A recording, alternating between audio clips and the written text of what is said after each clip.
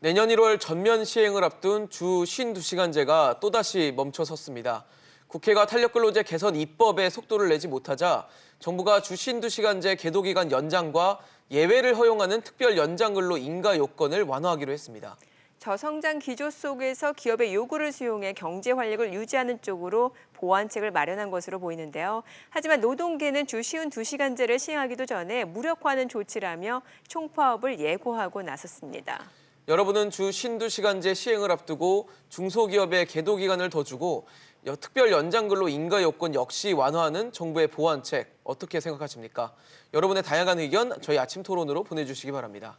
100원의 이용료가 있는 유료 문자 샵 3698번으로 여러분의 의견 많이 보내주시기 바랍니다. 오늘 토론 두 분의 패널 소개해드리겠습니다. 자유기업원 최승노 원장, 산업노동정책연구소 김성희 소장입니다. 두 분 어서 오세요. 어서 오십시오. 네, 안녕하십니까? 안녕하세요.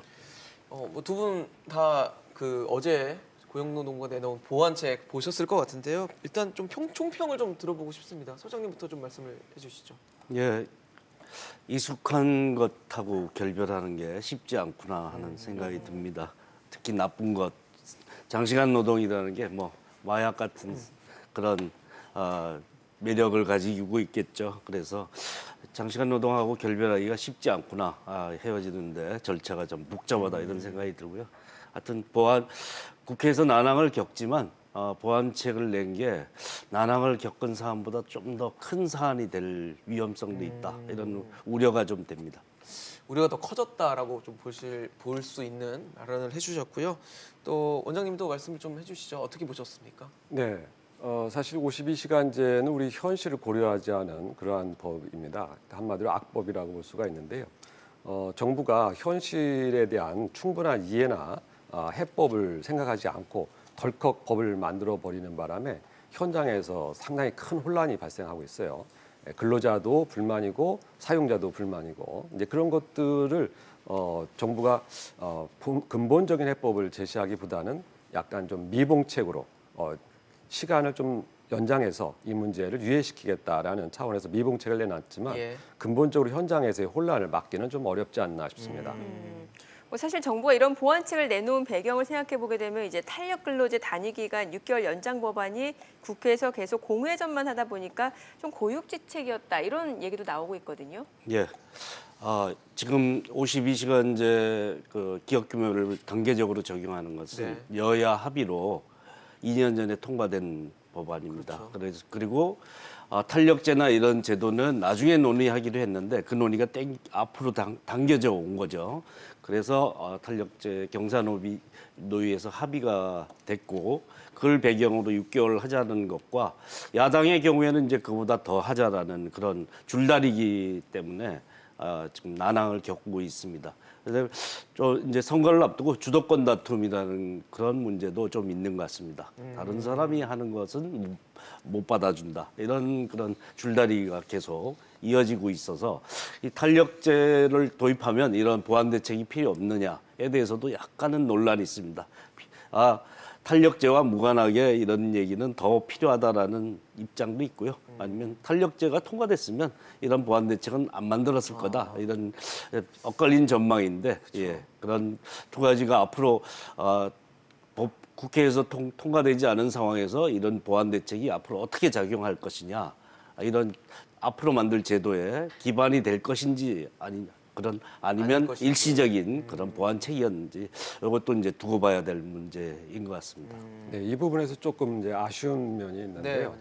사실 52시간제를 통과하면서 부작용이 상당히 예상이 됐음에도 불구하고 이것을 졸속 입법하는 과정을 거치다 보니까 사실 현실을 고려하지 못한 측면이 있었어요. 그러다 보니까 뒤늦게 탄력근로 시간제라든가 이러한 보완 대책을 얘기를 하고 있습니다만 사실은 52시간제에 대한 이러한 규제에 관련된 법을 만들 때는 이러한 부작용을 고려한 탄력근로 시간제라든가 이런 것을 같이 논의하고 같이 법을 만들므로 인해서 현장의 혼란이나 근로자나 노조의 이러한 반발까지도 충분히 미연에 방지할 수 있었음에도 불구하고 이 정치권이 인심은 먼저 쓰고 나중에 현장의 혼란은 나중에 수습하겠다라는 그러한 무책임한 행동을 한 것이죠. 이런 부분에서는 사실 지금도 국회가 탄력근로시간제에 대해서 해결하지 않고 이것을 시간을 계속 끄는 것은 사실은 상당히 스스로 국회의 역할을 스스로 부인하는 일이 아닌가 싶습니다.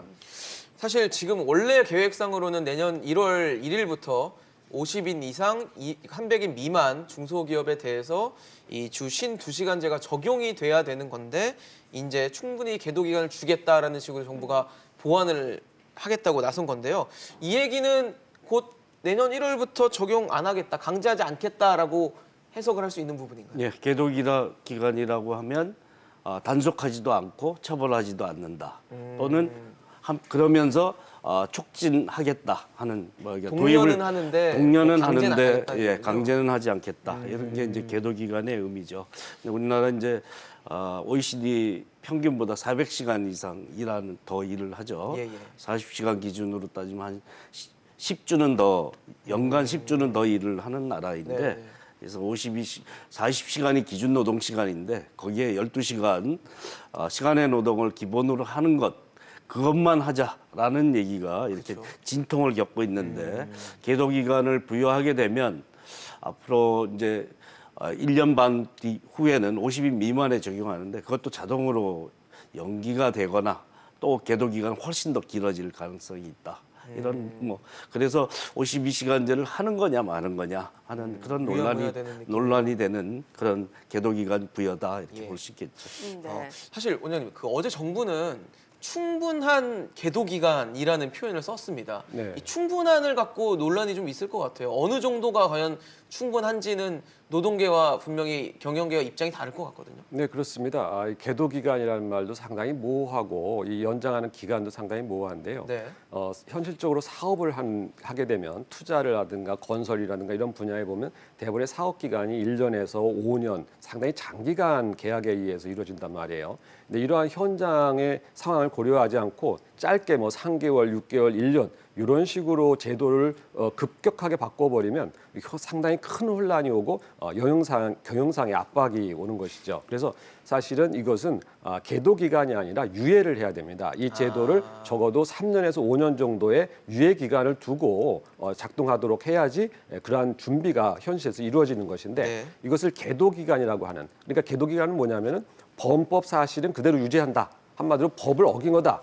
그래 놓고 나서 처벌은 계도 기간 동안 하지 않겠다라는 아주 미봉책에 불과한 것이죠. 네. 그래서 이 문제의 본질적 해법은 무엇이냐면 3년에서 5년 정도의 제도를 유예하는 것이 가장 합리적이다. 이것은 다른 선진국도 그러한 사례가 있는 것이죠. 그래서 계도 기간이라는 애매한 용어보다는 이 제도를 유예하는 것이 바람직하다 이렇게 볼 시행 것입니다. 자체를 미루는 게 낫다. 한 말씀 드리면 예. 이게 이제 2년 전에 법이 통과돼서 예고가 돼 있었던 사안이고요. 사실 이명박 정부나 박근혜 정부에서도 도입한다.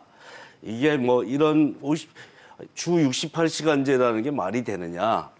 토요일, 일요일은 일주일에 속하지 않는다. 이런 게 말이 되느냐. 그런 상식을 되살리기 위해서도 필요하다라고 인식이 예전부터 있었죠. 그래서 충분히 알려져 있었다. 고지돼 있었던 거고 이제는 가야 되지 않느냐라는 인식이 팽배해 있는 상태에서 네. 이게 이제 도입하는데 또 계도 기간으로 연장하고 있다라는 점이 이게 장시간 노동하고 결별하기가 싫은 것 아니냐 하는 그런 우려가 되는 거죠. 네. 네. 자, 지금 시청자분들도 어제 나온 주 쉬운 2시간제 보완책에 대해서 많은 의견 올려주고 계시는데요. 그 내용 좀 살펴보도록 하겠습니다. 지금 보시게 되면 끝자리 1991님이 돈이 없는데 시간이 남으면 어쩌란 말인가요? 라고 또 올려주셨네요. 4586님은 평소에 주 52시간이 가능하다고 해도 일시적으로 업무량이 늘어나면 대응이 어렵습니다. 72시간 하는 경우도 많아서 정부의 세심한 대비가 필요해 보입니다. 라고 의견을 주셨습니다. 네, 끝자리 7678님이 쉬운 2시간제를 시행하려면 바로 해야 합니다.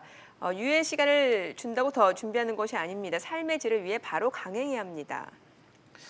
또 3790님은 정책 실패하고 이제 와서 꼬리 내리고 선심 쓰는 듯 하지 말고 이제라도 취소했으면 좋겠습니다. 라고 문자 주셨습니다. 네. 자, 그리고 끝자리 0953님이 최저시급 갑자기 오르더니 상여 제도도 보너스도 없어졌는데 이 제도 시행하면 뭘 먹고 살라는 건가요? 4606님 법은 법이지 왜 이렇게 투정 부리는 거죠? 옛날 습관 그대로 가져간다는 것부터 잘못된 생각, 행동이죠. 보완에 대해서 반대합니다라고 의견을 주셨습니다. 네, 끝자리 8611님도 정부 입장에서도 고민이 컸겠죠. 중소기업 나름 시름을 나 몰라라 할 수도 없고 만약 바로 내년부터 적용을 하면 무너지는 중소기업이 한둘이 아닐 겁니다. 9700님은 장시간 노동이 왜 나쁜 건가요? 열심히 일하고 저축해서 노년에 편하게 살고 싶은데 그게 나쁜 건가요? 라고 의견을 주셨습니다. 네, 6974님이 애초에 강제로 주 쉬운 2시간제 강행한 것부터가 잘못입니다. 더 일하고 싶은 사람들은 난감합니다. 사측과 노동자가 자율적으로 조절하게 해야 합니다. 네, 5200님 52시간제로 인해 월급이 줄었어요. 오히려 살기가 더 힘들어졌습니다. 라고 남겨주셨습니다. 네, 끝자리 2402님 할 거면 빨리 해야지. 땜질 처방만 하면 언제 주 쉬운 2시간제 시행합니까? 욕을 먹더라도 일단 시행하고 잘하는 기업을 독려해야 제도가 정착합니다. 라고 네. 올려주셨습니다. 네, 참 워낙 우리가 일하고 또 그거에 대한 수당을 받고 이런 일이기 때문에 굉장히 많은 분들이 다양한 문자를 보내주고 계신데요. 저희 토론 진행되는 동안 문자 계속 보내주시면 저희가 토론에 반영하도록 하겠습니다. 네, 앞서서 수장님께서도 좀 잠시 언급을 주셨습니다만 이렇게 시행 자체를 미루는 게 결국에는 정부가 쉬운 2시간제 시행에 대해서 의지가 없거나 이런 식으로 점점 없어지는 거 아니냐라는 우려를 하고 있다는 거잖아요, 노동계에서는. 예. 계도 기간이 부여되다 보면 예. 1년 반 뒤에 예고돼 있는 50인 미만, 네, 5인 이상 사업장이죠. 그렇죠. 5인 미만에는 적용이 안 되니까 거기에도 영향을 미칠 거다라는 거고요.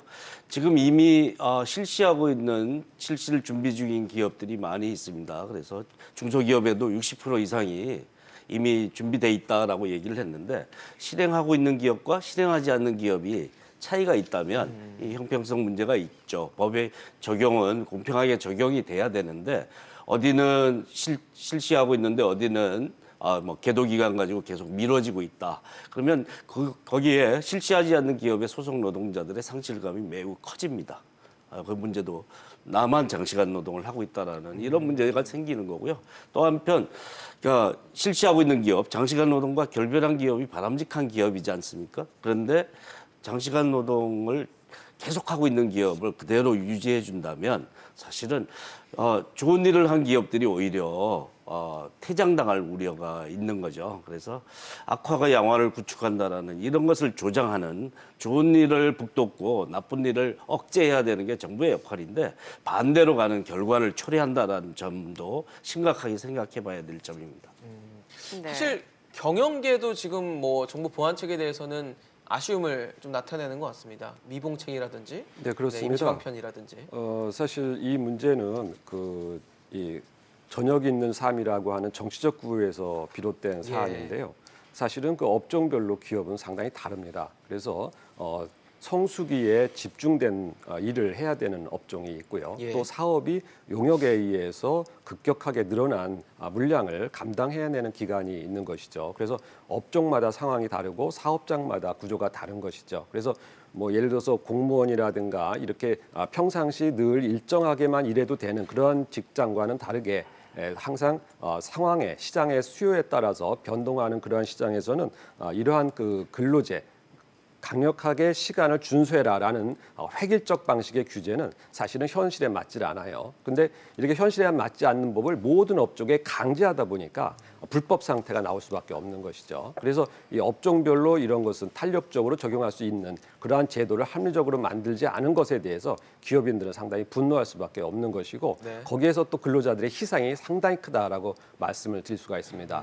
지난번에 이제 최저임금 같은 경우는 낮은 수준의 임금에 상당히 그 일자리를 없앴다면 이러한 52시간제는 좋은 일자리 그리고 정규직 일자리 이런 것들을 파괴하는 그러한 나쁜 법이거든요. 그래서 업종마다 좋은 일자리를 장기적으로 없애는 그러한 법률이기 때문에 이러한 법률은 상당히 현실에 맞게 다시 재수정돼야지 된다라고 말씀을 드릴 수가 있고 이러한 그 판도라의 상자가 한번 열리게 되면 현실에선 걷잡을 없을 수 없는 장기적인 부작용이 발생을 하게 됩니다. 그래서 이러한 제도의 수습책, 한마디로 현실에 적합한 수습책을 빨리 내놓지 않았을 때는 경제가 상당 기간, 장기간 나빠질 가능성이 있고 일자리가 사라질 가능성이 있기 때문에 근로자에게도 엄청난 피해가 간다라는 말씀을 드리고 싶습니다. 네.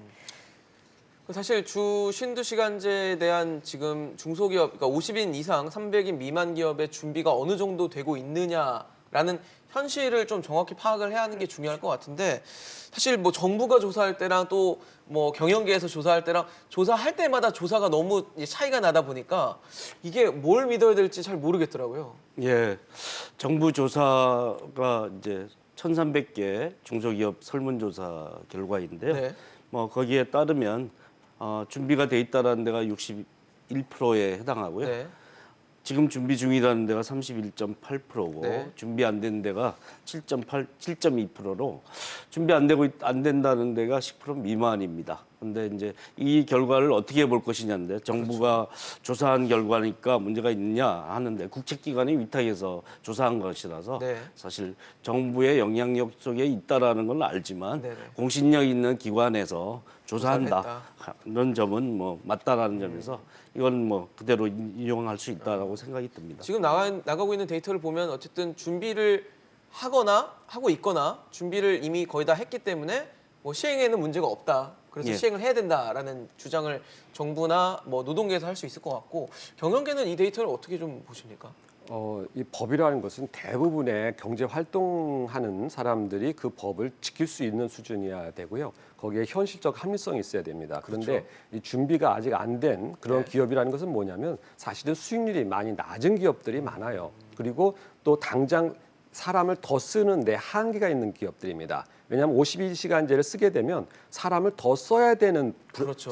상황이 오게 근무 시간이 됩니다. 줄어드니까. 그런데 사람을 더 쓸 수 없는 정도의 여유가 수익이 나지 않는 기업 입장에서는 이 준비를 한다고 해서 준비가 되질 않아요. 그렇기 때문에 적어도 그런 물량을 소화하지 못할 때에는 기업의 문을 닫을 수가 있는 것이죠. 그래서 지금 당장 수익성이 어려워지는 상황, 예. 한마디로 사람을 더 써서 일하지 않고서는 이 물량을 감당할 수 없을 때는 나중에 저는 장기적으로는 이 상황을 견디지 못하고 기업이 또 사라질 수 있는 것이죠. 이제 그런 면에서 준비를 한다라는 것 자체가 그냥 그야말로 사람 더 쓰면 돼라고 쉽게 생각하지만 사실은 이것은 돈이 드는 일이고 기업이 수익성을 어느 정도 내면서 그것을 감당할 수 있어야 가능한 일이다라고 볼 수가 있습니다.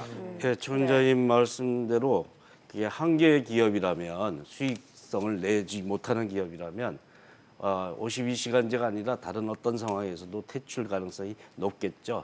근데 이 보완 대책의 의미는 그런 한 개 기업을 보호하는 게 아니라 정상적으로 운영될 수 있는데, 52시간제로 해서 급격하게 타격을 받는 기업이 있다면 그런 기업들은 구제해야 된다. 이런 의미에서의 보완 대책이어야 되는 거지. 네네. 한 개 기업을 살려내는 그런 보완 대책이 될 수는 없죠. 그렇게 되면 무한정 장시간 노동하고 저임금 주고 비정규직 많이 쓰는 그런 기업들이 계속 생존해 있어야 되는 것을 의미하는 건데, 그렇게 방치하는 것은 사실 사회적으로도 별로 바람직하지는 않습니다. 네, 지금 시청자 문자를 좀 받다 보니까 이런 내용들이 좀 반복이 돼요. 네. 끝자리 5850님이 노사 간 문제에 정부가 과도하게 간섭하는 것이 문제다. 친노동 정책이 기업의 생명인 경쟁력을 저하시켜는 안 된다라고 올려주셨고, 앞서 6974님도 결과적으로 노사 간의 이런 근로시간 자체는 좀 자율적으로 협의하에